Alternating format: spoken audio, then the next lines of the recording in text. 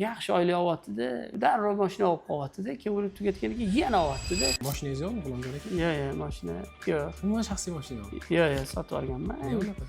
Yaxshi savol bo'ldi. Endi o'zi uy qurdim, keyin ozgina pul kerak bo'ldi, keyin sotdim, keyin olmadim. Mana qishdan ham o'tdim, kuzdan ham o'tdim. Hozir kerak emas deb bilaman. Chunki piyoda yurasiz, sog'lomsiz. Balki bu xato fikrda, masalan, trenajyorga ham borib qilsa bo'ladi bu ishni aslida. Vaqtim ko'proq bo'lsa kerak deb bilaman, mashinasiz yurishda. O'z transport ham ko'p-ku, shunga o'rganib qoldim. Masalan, orqada o'tirib ishingizni qilib ketaverasiz-da. Yandexda. Endi o'ziga yarasha noqulaychiliklari bor, sal vaqtliroq harakat qilishingiz kerak. Lekin zo'rligi ras o'tirib ketavermaysiz, lekin u yoqqa bu yoqqa o'sha mo'ljal qilib, xotirjam yurasiz. Reja bilan yurasiz. Keyin o'sha mashinaga ajratishga ham o'sha pullardan ko'ra to'xtab, men bu ish qilib, bu ish qilib bo'lsa kerak deb menimcha.